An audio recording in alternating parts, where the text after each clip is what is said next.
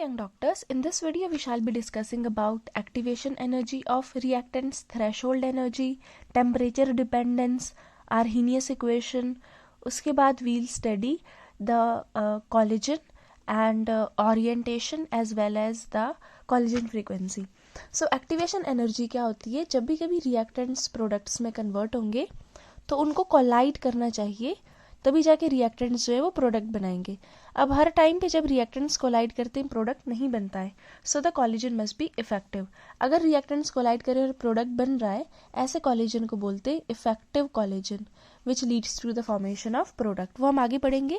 Collision को effective होने के लिए दो चीज़ों की ज़रूरत है. एक, कॉलिजन फ्रीक्वेंसी ज़्यादा होनी चाहिए, ज़्यादा नंबर ऑफ कॉलिजन होने चाहिए. दूसरी चीज़ स्टेरिक फैक्टर, स्टेरिक हिंड्रेंस नहीं होनी चाहिए इनमें प्रॉपर ओरिएंटेशन होना चाहिए, तभी जाके ये कोलाइड करेंगे और प्रोडक्ट बनाएंगे. फिलहाल हम यहाँ पे देख लेते हैं. दो तरह की रिएक्शंस हो सकती हैं. रिएक्टेंट को प्रोडक्ट में कन्वर्ट होना है, ऐसे करके एक रिएक्शन पाथवे फॉलो हो सकता है, ऐसे भी हो सकता है, और एक पाथवे ऐसे भी हो सकता है. What is the difference between these two? यहाँ पे देखो, ये होता है, इस तरफ ग्राफ में हम प्लॉट करते हैं एनर्जी, और इस तरफ एनर्जी, और इस तरफ हम ग्राफ में प्लॉट करते हैं प्रोसेस ऑफ रिएक्शन, या फिर इसको क्या बोलेंगे, progress of reaction. Yes, progress की रिएक्शन कैसे आगे आगे प्रोसीड कर रही है. अब देखो यहाँ पे क्या हो रहा है, एनर्जी पहले रिएक्टेंट्स, ये रिएक्टेंट के मॉलिक्यूल्स हैं, ये प्रोडक्ट्स हैं. ये रिएक्टेंट, यहाँ पे ये प्रोडक्ट है. रिएक्टेंट के पास एनर्जी ज़्यादा है, प्रोडक्ट के पास कम है, यानी एनर्जी रिलीज हो गई. तो ये कौन सी रिएक्शन है? ये एक्सोथर्मिक है. यहाँ पर रिएक्टेंट के पास एनर्जी जो है वो कम है, लेकिन प्रोडक्ट के पास ज़्यादा, यानी एनर्जी एब्जॉर्ब हुई. तो ये कौन सी रिएक्शन है? एंडोथर्मिक. रिएक्शन पाथवे ऐसे दिखाया जाता है. होता क्या है कि रिएक्टेंट को प्रोडक्ट में कन्वर्ट होने के लिए पहले एक एक्टिवेटेड कॉम्प्लेक्स या ट्रांजिशन स्टेट बनाना पड़ता है, फिर वो ट्रांजिशन स्टेट फर्दर डिकम्पोज होकर प्रोडक्ट बनाता है. तो ट्रांजिशन स्टेट या ट्रांजिशन एक्टिवेटेड कॉम्प्लेक्स बनाने के लिए इसको कुछ एक्स्ट्रा अमाउंट ऑफ एनर्जी चाहिए. इसके पास पहले से ही अपने पास थोड़ी बहुत एनर्जी तो है, लेकिन थोड़ी और चाहिए. ये जो एक्स्ट्रा अमाउंट ऑफ एनर्जी ये एब्जॉर्ब करेगा ना रिएक्टेंट, और ट्रांजिशन स्टेट या एक्टिवेटेड कॉम्प्लेक्स बनाने के लिए, उसी को बोलते हैं एक्टिवेशन एनर्जी. जैसे यहाँ पर इतनी एनर्जी अब्सॉर्ब हो रही है, this will be known as activation energy. Minimum extra amount of energy absorbed by the reactants to get converted to transition state and then finally to product. और transition state के बनने के लिए जो total energy चाहिए, total energy मतलब activation energy भी and the energy possessed by the reactant molecules, इसको बोलते हैं थ्रेशोल्ड एनर्जी. ये बैरियर क्रॉस करना है रिएक्टेंट ने, तब जाके वो प्रोडक्ट बनाएगा. तो जैसे कि यहाँ पे ये रिएक्शन है, ये रिएक्शन बोल रही है कि इसको इतने थ्रेशोल्ड एनर्जी की रिक्वायरमेंट है. तो उसके लिए रिएक्टेंट ने क्या किया, इसके पास थोड़ी बहुत एनर्जी तो थी, थोड़ी बहुत इसने और एब्जॉर्ब कर ली एक्टिवेशन एनर्जी, फिर जाके इसने बनाया प्रोडक्ट. तो यहाँ पे जो मिनिमम एनर्जी रिक्वायर्ड होती है प्रोडक्ट बनाने के लिए या एक्टिवेटेड कॉम्प्लेक्स बनाने के लिए, रिएक्शन को होने के लिए, उस एनर्जी को बोलते हैं थ्रेशोल्ड एनर्जी. और जो एक्स्ट्रा एब्जॉर्ब की, that is activation energy. Activation energy is the minimum extra energy जो रिएक्टेंट एब्जॉर्ब करते हैं अपने आप को थ्रेशोल्ड वैल्यू के बराबर करने के लिए, ताकि ट्रांजिशन स्टेट बने और ट्रांजिशन स्टेट डिसोसिएट करके प्रोडक्ट बनाए. सो यहाँ पे जो मिनिमम एनर्जी रिएक्टेंट को चाहिए होती है प्रोडक्ट में कन्वर्ट होने के लिए, उसे कहते हैं थ्रेशोल्ड एनर्जी. उनको पहले ये बैरियर क्रॉस करना पड़ता है प्रोडक्ट बनाने के लिए. ये जो बैरियर है, इसको बोलते हैं ट्रांजिशन स्टेट या एक्टिवेटेड कॉम्प्लेक्स. सो पहले ट्रांजिशन स्टेट बनता है, और ट्रांजिशन स्टेट को बनने के लिए मिनिमम एनर्जी चाहिए, उसे बोलते हैं थ्रेशोल्ड एनर्जी. थोड़ी बहुत एनर्जी रिएक्टेंट के पास पहले से ही होती है, और minimum extra amount of energy वो एब्जॉर्ब करते हैं, जिसको बोलते हैं activation energy. Next is threshold energy, जो मैंने आपको बता दिया, minimum energy which the colliding molecules must have so that their collision between them can be effective. Effective collision का मतलब which results in the formation of product. अब जैसे यहाँ पे रिएक्टेंट की एनर्जी ज़्यादा है और प्रोडक्ट्स की कम है, so this is an example of exothermic reaction. लेकिन यहाँ पर रिएक्टेंट की एनर्जी कम है और प्रोडक्ट्स की ज़्यादा है, so this is an example of endothermic reaction. और ये जो इनकी इंथैल्पी में डिफरेंस है, this is known as enthalpy. Here delta H is negative and here delta H is positive. So जितनी कम एक्टिवेशन एनर्जी चाहिए, जितनी बाहर से इसको एनर्जी अब लेनी है ना, तो जितनी इसको बाहर से एनर्जी कम चाहिए होगी, रिएक्शन विल बी फास्टर. और जितनी इसको एनर्जी ज़्यादा चाहिए, reaction will be slower. So this is based on reaction profile and concept of activated complex और ट्रांजिशन स्टेट. कि रिएक्टेंट्स जो होते हैं उनके पहले बॉन्ड ब्रेक करेंगे, न्यू बॉन्ड्स फॉर्म होंगे, और बीच में जो ट्रांजिशन स्टेट बनती है, डायरेक्टली प्रोडक्ट नहीं बनाएंगे, वो पहले ट्रांजिशन स्टेट बनेगी where some bonds have to be broken and some new bonds have to be formed. This form transition state which ultimately result in the formation of product. तो ये transition state theory है. Activated complex transition state unstable होता है और ये product बनाता है. Bond को तोड़ने के लिए एनर्जी इज रिक्वायर्ड और बॉन्ड के बनते time energy is released. Depending on कि हमें एनर्जी रिक्वायर्ड कितनी थी और रिलीज्ड कितनी थी, रिएक्शंस कैन बी एक्सोथर्मिक और endothermic. Temperature dependence of the rate of reaction. अब क्या टेम्परेचर का सच में रेट पर कोई इफेक्ट होता है या नहीं? वी वेरी वेल नो कि reactants must collide in order to form product. जब ये कोलाइड करते हैं तभी प्रोडक्ट बनाएंगे. क्या हर बार कोलिजन से प्रोडक्ट बनाएंगे? No. The collision must be effective. Collision effective होगा तभी ये रिजल्ट करेगा in the formation of product. उसके लिए इसकी प्रॉपर ओरिएंटेशन होनी चाहिए और ज़्यादा नंबर ऑफ कोलिजन्स होने चाहिए. सो इसके लिए आर्हीनियस ने बताया कि temperature plays a major role. What happens कि अगर हम टेम्परेचर सिर्फ 10 डिग्री सेल्सियस पर ही राइज करेंगे, जो रेट ऑफ रिएक्शन है गेट्स डबल हो जाएगी, double of the previous rate. अगर पहले रिएक्शन 10 मिनट में हो रही थी, 10 डिग्री सेल्सियस टेम्परेचर बढ़ा दो, अब सिर्फ 5 मिनट में हो जाएगी, because the speed of the reaction increases by a factor of 2 when only 10 degree rise in temperature we have. और हम यहाँ से टेम्परेचर कॉफिशिएंट निकालते हैं. पहले हम लेंगे rate constant at temperature T+10, इसको डिवाइड करेंगे rate constant at temperature T. ये वाला कांस्टेंट 2 और 3 के बीच में आता है, यानी 2 के ही लगभग होता है, यानी रिएक्शन की रेट जो है वो डबल हो जाती है. अब अगर हम इसको ग्राफिकली रिप्रेजेंट करें, ये हमने पहले भी पढ़ा है, यहाँ पर हम लेंगे फ्रैक्शन ऑफ मॉलिक्यूल्स और यहाँ पर हम लेंगे काइनेटिक एनर्जी.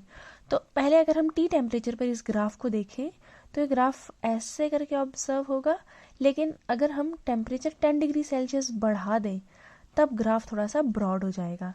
ये टेम्परेचर T है, ये टेम्परेचर T+10 है.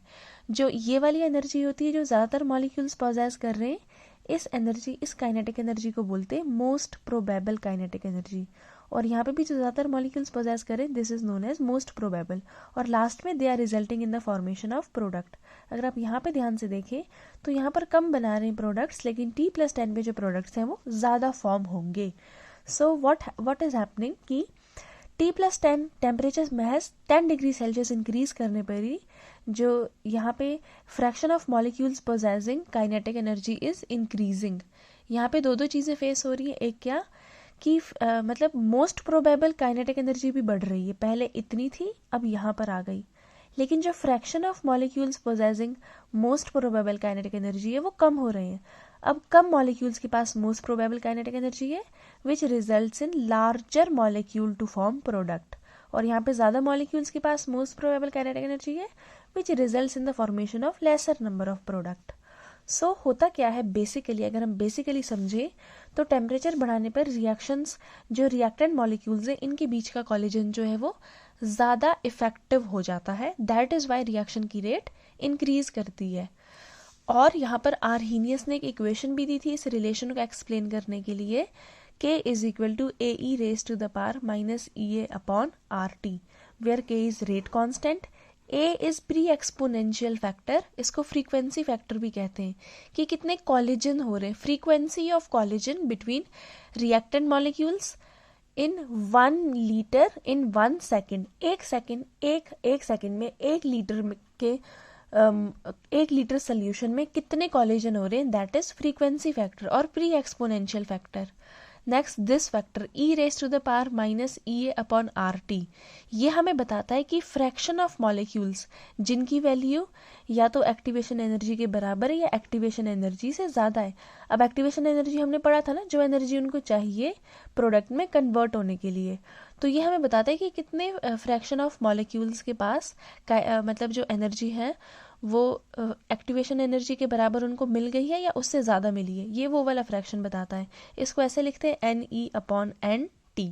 NE होता है energy possessed by molecule, and मतलब the number of molecule possessing the energy E and T होता है टोटल नंबर ऑफ मॉलिक्यूल। तो हमें फ्रैक्शन बताता है मॉलिक्यूल्स का कि कितने मॉलिक्यूल जो है वो प्रोडक्ट बनाएंगे। अगर हम सिंपल लैंग्वेज में समझे तो यही मतलब है इसका। अब नेक्स्ट, इस वाले फैक्टर को बोल्ट्जमैन फैक्टर भी कहते हैं। तो ये होता है आर्हेनियस इक्वेशन। इसमें अगर हम लॉग लगा के सॉल्व करेंगे तो पूरी आर्हेनियस इक्वेशन बन जाएगी। तो rate of reaction becomes nearly double for 10 degree Celsius और 10 केल्विन राइज इन टेम्परेचर। यहाँ पे हम टेम्परेचर कॉफिशिएंट निकालेंगे रेट कांस्टेंट T+10 पे और T पे, तो ये वैल्यू लगभग 2 या 3 के बीच में ही आएगी। मोस्ट ऑफ द केसेस में 2 ही आती है, यानी रिएक्शन की रेट डबल होती है for 10 degree rise in temperature. अगर हम ग्राफ प्लॉट करें T टेम्परेचर पर और T+10 पर fraction of molecules versus kinetic energy का, तो जब हमने T पे प्लॉट किया तो यहाँ पे मोस्ट प्रोबेबल एनर्जी वाले मॉलिक्यूल्स बहुत सारे थे, लेकिन प्रोडक्ट बनाते टाइम उनकी थ्रेशोल्ड एनर्जी कम हो रही थी। और जब हमने T+10 पे लिया तो fraction of molecules possessing most probable kinetic energy is less. अब उनके पास एनर्जी कम है तो कॉलेजन कम हो रहे, but more number of effective collisions are there. Collisions effective collision ज़्यादा हो रहे हैं अब, जिसकी वजह से molecule possessing threshold energy would be more and more number of products would be formed. अब रेट ऑफ रिएक्शन में राइज इन टेम्परेचर क्यों होता है? बिकॉज इफेक्टिव कॉलेजन बढ़ रहे हैं। टेम्परेचर बढ़ने की वजह से मोस्ट प्रोबेबल काइनेटिक एनर्जी जो इंक्रीज है, पहले यहाँ पे थी अब यहाँ पे आ गई, बट फ्रैक्शन ऑफ मॉलिक्यूल पहले ज़्यादा थे अब कम हो गए, fraction of molecule decreases. So यहाँ पे आर्हेनियस इक्वेशन है K is equal to AE raise to the power minus E upon RT। K is rate constant, A is pre exponential factor और frequency factor, EA is activation energy, R is universal gas constant and T is absolute temperature in Kelvin। Factor E raise to the power minus E upon RT को Boltzmann factor भी कहते हैं। ये हमें बताता है कि कितने फ्रैक्शन ऑफ मॉलिक्यूल्स है जिनके पास एनर्जी ग्रेटर है या इक्वल है एक्टिवेशन एनर्जी के, means the molecules which can be converted into product. N is the number of molecule with energy E and T is the total number of molecule. Now we have Arrhenius equation K is equal to AE raised to the power minus EA upon RT. Let's take log on both the sides. ln K यहाँ पे कितना आ जाएगा ln A E minus E upon RT। जब log multiply में होते हैं यानी ये किस में आएंगे? प्लस में, ln E minus EA upon RT, और यहाँ पे क्या था? ln K। Now ln K is equal to ln A, log और नेचुरल E वाला कैंसिल, क्या बच जाएगा? Minus EA upon RT। Log base 10 ले लेते तो आ जाएगा 2.303, log K is equal to 2.303 log A minus EA upon RT।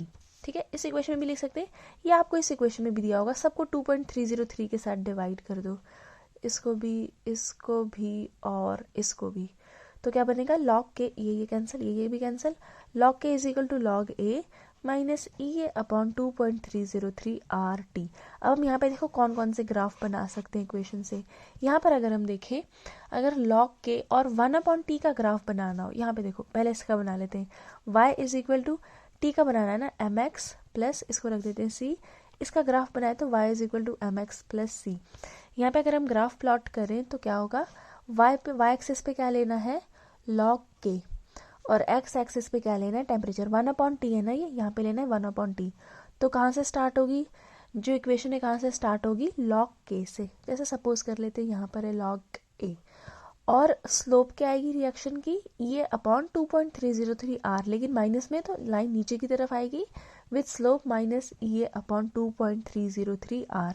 तो अगर आपको सिर्फ स्लोप भी दिया है लॉग के 1/T इसका, तो तब भी आप एक्टिवेशन एनर्जी कैलकुलेट कर सकते हैं। यहाँ पर अगर हम देखें इस वाले के लिए ग्राफ कैसे बनेगा, y एक्सिस पर क्या लेना है? नेचुरल लॉग के, x एक्सिस पर क्या लेना है? Minus 1/T। तो स्लोप कांस्टेंट, कहाँ से स्टार्ट हो रही है रिएक्शन? लाइन नेचुरल लॉग ए से विद नेगेटिव स्लोप, और नेगेटिव स्लोप कितना है? Minus EA upon R। तो ऐसे करके हम ग्राफ प्लॉट कर सकते हैं for Arrhenius equation. Arrhenius equation is K is equal to AE raised to the power minus EA upon RT, taking log on both the sides and cancelling this natural log and E, and taking log base 10 and then dividing by 2.303. So these two equations से हम graph बनाएंगे y is equal to mx plus c करके। y पे क्या है? Natural log k, x पे क्या है? 1/T, तो यहाँ से अगर हम देखें y is equal to this is mx and this is c, so m कितना आ रहा है माइनस EA/r, और यहाँ पे स्लोप कितनी आती है minus y is equal to mx plus c करो, c इज log a जहाँ से ग्राफ स्टार्ट हो रहा है, x इज 1/t, तो स्लोप कितना बच गया माइनस EA/2.303r।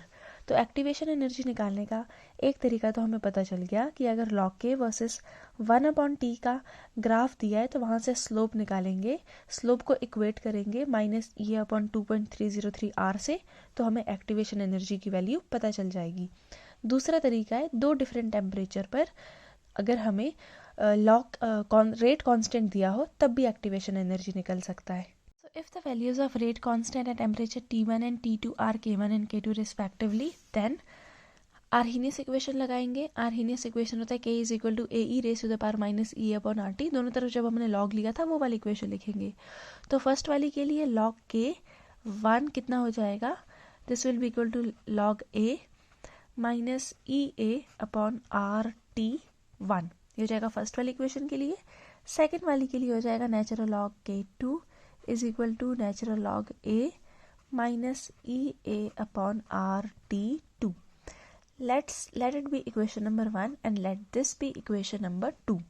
अब हम क्या करेंगे, फर्स्ट और सेकंड इक्वेशन को साथ में सब्ट्रैक्ट कर लेते हैं। Let us subtract this from this, so subtracting 1 from 2 to simplify this equation, subtracting 2 from 1, 2 कितना दिया है natural log K2 minus natural log K1 is equal to, यहाँ पे कितना दिया है पहले लिख लेते हैं 2 वाला, minus EA/RT2 minus natural log A minus EA/RT1। अब यहाँ पे जब लॉग माइनस में हो, you very well know, divide में चले जाते, तो natural log K2/K1 is equal to natural log A minus EA/RT2. I'm sorry if my handwriting is bad. Natural log A minus minus is plus EA/RT1. Now this and this will get cancelled. So क्या बचेगा वो लिख लेते, natural log K2/K1 is equal to, जो पहले आया उसको पहले लिख लेते EA/RT1, मतलब प्लस में उसको पहले लिख लेते माइनस EA/RT2, जो कॉमन उसको बाहर निकाल लो। So natural log K2/K1 is equal to EA constant है, R भी कांस्टेंट है, अंदर क्या बच जाएगा T1 और T2, so 1/T1 minus 1/T2, this will be left. Natural log को लॉग बेस 10 में कन्वर्ट करना है, तो यहाँ पे क्या आएगा 2.303 log base 10 K2/K1, this will be equal to EA/R, और ब्रैकेट में क्या है 1/T1 माइनस 1/T2। नाउ 2.303 यहाँ पे क्या है मल्टीप्लाई, और यहाँ पे जाके क्या हो जाएगा divide, K2/K1 is equal to EA/2.303R, bracket में आएगा 1/T1 minus 1/T2। So this is how we can calculate activation energy if at two different temperature, two rate constants are given to us. This is the whole procedure. Derivation will not come to in the NEET, but you have to remember the Arrhenius equation and this equation for finding activation energy. So what is the effect of catalyst on the rate of reaction? Catalyst increases the rate of reaction, we have studied. Catalyst जो होते हैं reaction की rate को accelerate करते हैं और उनके में खुद में कोई केमिकल चेंज जो है वो ऑकर नहीं होता। जैसे अगर हम एक रिएक्शन कंसिडर करें पोटेशियम क्लोरेट, ये अगर हम इसको हीट करें in the presence of catalyst manganese dioxide, this gives potassium chloride and oxygen gas. अगर हम यहाँ पे इस रिएक्शन को बैलेंस कर लें, so let us take 2 here 2 3 6, यहाँ पे भी 3 ले लेते हैं, रिएक्शन इज बैलेंस्ड। और जो मैंगनीज डाइऑक्साइड था, जैसे ही मतलब जैसे ये पहले था वैसे ही बाद में भी एज इट इज ये निकल आएगा. सो कैटलिस्ट ने यहाँ पे काम क्या किया? We have studied about progress of reaction in अभी प्रीवियस टॉपिक में. वहाँ पे जैसे कि रिएक्टेंट्स था वो एनर्जी कंज्यूम कर रहे थे, extra amount of energy to get converted to product. जो एनर्जी मिनिमम एनर्जी इनको चाहिए होती है, this energy was known as threshold energy. और इस एनर्जी को एक्वायर करने के लिए जो extra amount of energy reactant absorb करते हैं that is known as activation energy. Now what catalyst does is, catalyst की प्रेजेंस में ये रिएक्शन कम थ्रेशोल्ड एनर्जी के साथ ही कंप्लीट हो जाएगी.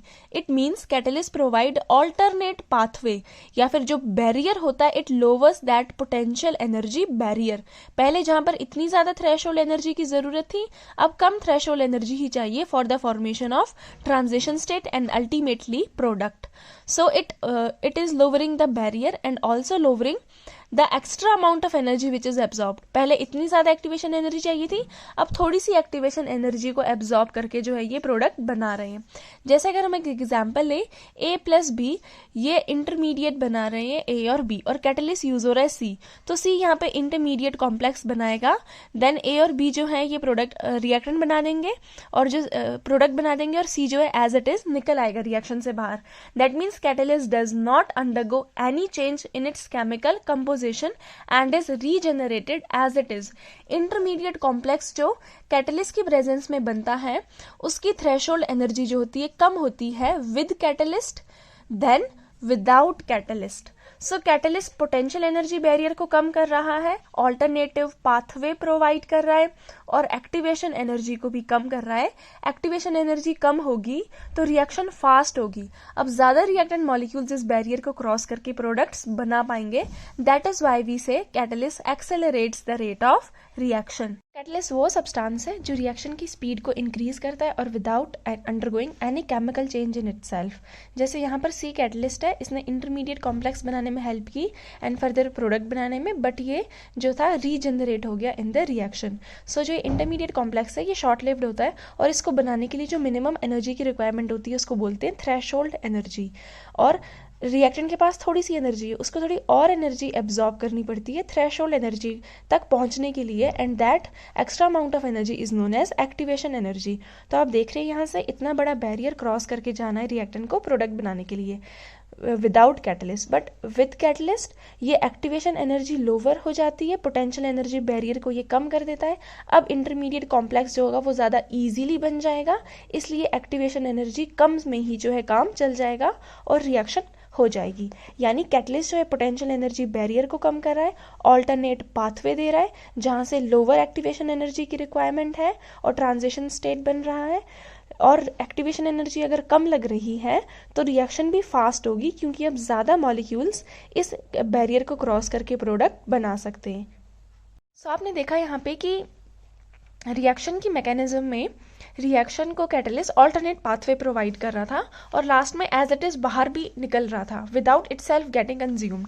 सो मतलब स्मॉल अमाउंट ऑफ कैटलिस्ट भी सफिशिएंट है to bring large change in rate of reaction, क्योंकि ये रिपीटेडली और रिएक्टेंट्स के साथ रिएक्ट करता रहेगा. Next is catalyst only accelerate rate of spontaneous reaction. जो नॉन स्पॉन्टेनियस है उनको ये उनकी रेट को एक्सेलरेट नहीं करेगा. इन अदर वर्ड्स कैटलिस्ट जो है सिर्फ रिएक्शन की रेट को इंक्रीज करता है, किसी रिएक्शन को खुद स्टार्ट नहीं करता. नेक्स्ट इज कैटलिस्ट जो है delta G delta H values पर इसका कोई चेंज नहीं होगा, और कैटलिस्ट का Kc इक्विलिब्रियम कांस्टेंट पर भी कोई चेंज नहीं होगा. जैसे कोई रिएक्शन अगर इक्विलिब्रियम में, तो फॉरवर्ड रिएक्शन की रेट जितने एक्सटेंट तक कैटलिस्ट बढ़ाएगा, बैकवर्ड रिएक्शन की रेट भी उतने ही एक्सटेंट तक बढ़ाएगा. यानी इक्विलिब्रियम को ये डिस्टर्ब नहीं करेगा, बल्कि उसको जल्दी अटेन करने में हेल्प करेगा. So it does not alter the Kc as well. Delta G delta H Kc पर इसका कोई सिग्निफिकेंट मतलब इसका इफेक्ट नहीं है, बाकी ये सारी इसकी प्रॉपर्टीज है. Next is collision theory. So इससे पहले हमने आर्हीनियस इक्वेशन पढ़ी थी, according to which K is equal to AE raise to the power minus EA upon RT. K क्या होता था? Rate constant. A होता है frequency factor, how many molecules are frequent, या कितने मॉलिक्यूल्स कितना फ्रीक्वेंटली मूव कर रहे हैं एक सेकेंड में एक वॉल्यूम में, 1 लीटर वॉल्यूम में सोल्यूशन के मॉलिक्यूल्स कितना रैंडमली मूव कर रहे हैं, वो हमें देता है फ्रीक्वेंसी फैक्टर. और E होता है, ये हमें देता है कि proportion of molecule having energy greater than so a was frequency factor कि कितने फ्रीक्वेंटली मॉलिक्यूल्स मूव करें, and this is the number of molecule, fraction of molecule having energy equal to activation energy, कितने fraction of molecules के पास है जो कि product बना सकते हैं। बिकॉज हमने देखा था ना ग्राफ कि उनको एक बैरियर क्रॉस करना है, ये होती है threshold energy. So they must possess threshold energy to first convert into transition state and then finally to product. So कितने ऐसे, ये हमें देता है fraction of molecule having energy greater than और इक्वल टू थ्रेशोल्ड एनर्जी। जब threshold energy उनके पास होगी तभी जाके वो प्रोडक्ट बनाएंगे, और इतनी एनर्जी तो रिएक्टेंट के पास पहले से ही उसको extra amount of energy absorb करनी पड़ती है, that is known as activation energy. So ये था आर्हीनियस इक्वेशन की rate of the reaction depends on frequency factor and fraction of molecule having energy greater than equal to threshold energy. अब इसके बाद next आई collision theory. According to collision theory इसने बताया कि जो गैस के मॉलिक्यूल्स है दे आर हार्ड स्फीयर, जो रिएक्टेंट के मॉलिक्यूल्स है, and they must collide with each other so as to result in the formation of product. अब जब ये आपस में कोलाइड कर रहे हैं, कितने कॉलिजन हो रहे हैं एक सेकेंड के अंदर पर लीटर वॉल्यूम, 1 यूनिट वॉल्यूम के अंदर कितने, जैसे 1 लीटर ले लेते हैं, 1 लीटर वॉल्यूम में कितने फ्रीक्वेंसीज हो रही हैं, वो होता है कॉलिजन फ्रीक्वेंसी। कॉलिजन फ्रीक्वेंसी जितनी ज्यादा, रेट भी उतना ही ज्यादा होगा, ज्यादा मॉलिक्यूल्स कोलाइड करेंगे, सो उसकी वजह से रेट पर इसका डायरेक्ट इन्फ्लुएंस होता है। अब ये जो कॉलिजन फ्रीक्वेंसी है, this also depends on 2 factors. First होता है एनर्जी फैक्टर, दूसरा होता है ओरिएंटेशन फैक्टर। अब एनर्जी फैक्टर के अकॉर्डिंगली क्या है कि जो कोलाइडिंग मॉलिक्यूल्स हैं उनमें कॉलिजन इफेक्टिव कब होगा, when their energy will be equal to और greater than threshold energy.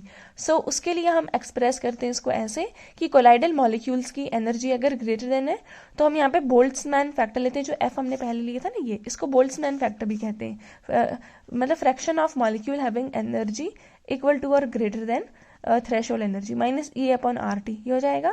This is known as frequency factor. So यहाँ से हमें पता चलता है कि जो रेट है वो फ्रीक्वेंसी फैक्टर इंटू कितने कॉलिजन हो रहे हैं, इफेक्टिव कॉलिजन, ठीक है, इंटू कितने मॉलिक्यूल्स कर रहा है ना। आपको पता है यूनिटरी मेथड अगर मतलब 2 kg, जैसे 1 kg एप्पल की कीमत 10 रुपीज है तो 2 kg कितनी हो जाएगी 20। वैसे यहाँ पर भी है, फ्रैक्शन ऑफ मॉलिक्यूल्स इतने और कॉलिजन्स कितने हो रहे हैं ZAB, और फ्रैक्शन ऑफ मॉलिक्यूल कितने F, तो F की यहाँ पे वैल्यू पुट कर देते हैं, that mean rate is equal to ZAB e raise to the power minus EA upon RT। तो फर्स्ट वाले फैक्टर से तो ये वाली इक्वेशन बनती है। सेकंड फैक्टर है orientation factor. What happen sometimes कि रिएक्टेंट के पास मतलब रिएक्टेंट के पास एनर्जी तो है sufficient to react and form product, greater than threshold energy तो है उनके पास, but still they don't have proper orientation. अगर ये यहीं से अटैक कर देगा तो negative charge will repel each other, no product will be formed. लेकिन अगर ये इस रिएक्शन में यहां से पीछे वाले रेयर साइड से अटैक करेगा, नाउ इस केस में ट्रांजिशन स्टेट बनेगा and this can result in the formation of product. So no doubt हमें energy greater than threshold energy चाहिए, ज्यादा कॉलिजन फ्रीक्वेंसी, मतलब कॉलिजन फ्रीक्वेंसी ज्यादा होनी चाहिए, और इसकी वैल्यू भी ये क्या है, Boltzmann factor, molecule possessing energy greater than threshold energy, ये भी ज्यादा होना चाहिए। But we have to take in account another factor which is steric factor and it is represented by P। So rate overall depend करता है, जो constant यहाँ पे आर्हीनियस ने A दिया था उसको फर्दर कॉलिजन थ्योरी ने एक्सप्लेन किया। यहाँ पर 2 कांस्टेंट लगेंगे, एक P which is steric factor और एक और कांस्टेंट लगेगा ZAB which is the collision frequency. बाकी equation same, e raise to the power minus EA upon RT।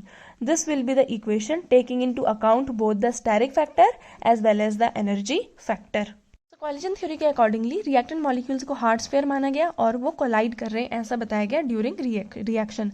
कितने कॉलिजन हो रहे हैं एक सेकंड में, 1 यूनिट वॉल्यूम में, उसको बोलते हैं collision frequency represented by ZAB। Rate of reaction जो है वो डिपेंड करता है कि कितने इफेक्टिव कॉलिजन हो रहे हैं, और इफेक्टिव कॉलिजन 2 फैक्टर्स पर डिपेंड करता है। First is energy factor, second is orientation factor. Energy factor means colliding molecules के पास एनर्जी या तो थ्रेशोल्ड एनर्जी के बराबर होनी चाहिए, उससे ज्यादा होनी चाहिए। I forgot to draw diagram यार, ऐसे डायग्राम होती थी ना, इतनी एनर्जी का बैरियर उसको क्रॉस करना है तो ये ट्रांजिशन स्टेट बनाने के लिए तो इतनी energy the molecule must possess. Second is, और कॉलिजन यही यहाँ पे लिखा हुआ है, फ्रैक्शन ऑफ मॉलिक्यूल जिनका कॉलिजन इफेक्टिव है, अगर हम उसको F से रिप्रेजेंट करें so this will give value e raise to the power minus EA upon RT। तो रेट किस पे डिपेंड कर रहा है, कॉलिजन फ्रीक्वेंसी पे एंड दिस बोल्ट्जमैन फैक्टर पे। ये जो यहाँ पर लिखा हुआ है ये fraction of molecule having energy और fraction of molecules which are actually undergoing effective collision और which are having energy greater than और इक्वल टू थ्रेशोल्ड एनर्जी। तो पहला फैक्टर तो आ गया यहाँ पे। दूसरा फैक्टर है ओरिएंटेशन फैक्टर। अब कोलाइडिंग मॉलिक्यूल्स के पास हो सकता है एनर्जी तो हो sufficient, but still they are not forming products. Why? Because complex molecules के केस में ओरिएंटेशन इज ऑल्सो रिक्वायर्ड। जैसे यहाँ पर रिएक्शन दी हुई है, OH नेगेटिव इस पर अटैक कर रहा है, सब्सटीट्यूशन न्यूक्लियोफिलिक रिएक्शन है, एक न्यूक्लियोफाइल की जगह दूसरे न्यूक्लियोफाइल ने आना है। अगर ये सेम साइड से अटैक करे तो negative negative will repel each other and no products will be formed. लेकिन अगर ये रियर साइड से अटैक करे, पीछे से अटैक करे, उस टाइम पे ट्रांजिशन स्टेट बनने के चांसेस हैं और उस केस में ही प्रोडक्ट बनेगा, इन्वर्टेड प्रोडक्ट बनेगा। So we have to take into account 2 factors. Arrhenius equation ने सिर्फ फ्रीक्वेंसी फैक्टर बताया था, but we have to take into account 2 factors. First is energy factor, second is orientation factor. So thus the rate will be equal to PZAB e raised to the power minus EA upon RT, where P is orientation factor or steric factor or probability factor, ZAB is the collision frequency, EA is the energy of activation, R is universal gas constant, and T is absolute temperature. And this value e raised to the power minus EA upon RT, इसको बोलते हैं fraction of molecule whose collisions are effective. So rate depends on these 3 factors.